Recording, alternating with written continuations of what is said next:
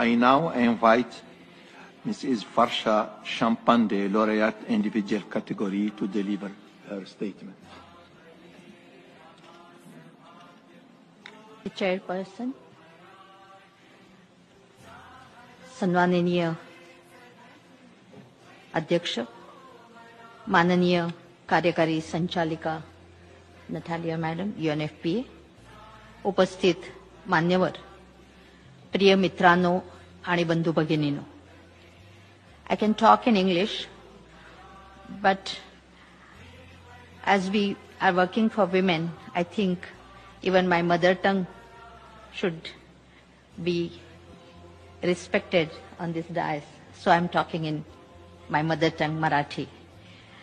हा सन्मान संपूर्ण जगभरातील, भारतातील, महाराष्ट्रातील लोकांच्या प्रश्नांसाठी लोकांच्या सोबत राहून लोकांचे प्रश्न मांडणाऱ्या, त्यांच्यासाठी संघर्ष करणाऱ्या, सर्व संस्था संघटनांमध्ये काम करणाऱ्या कार्यकर्त्यांसाठी, त्यांच्या संघर्षासाठी हा सन्मान होतो आहे अशी माझी धारणा आहे.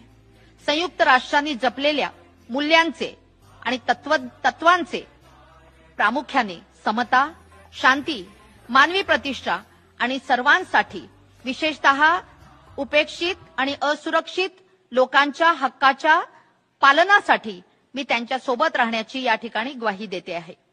इतकेच नाही तर आपण सर्वजण मिळून आजचा हा वर्ल्ड पॉप्युलेशन डे सेलिब्रेट करत असताना या ठिकाणी निर्णय करूया, भविष्य काळातील जग हे मानव अधिकारांचे रक्षण करणारे, स्त्री पुरुष समतेचा अंगीकार करणारं, अहिंसेनं आणि शांततेनं सगळ्यांनाच जीवनाचा अनुभव घेता येईल असं जग घडवण्याचा निर्धार आपण सगळेच जण या ठिकाणी करूया. आपल्या भावी पिढीची स्वप्न पूर्ण करण्यासाठी आपण कटिबद्ध होऊया.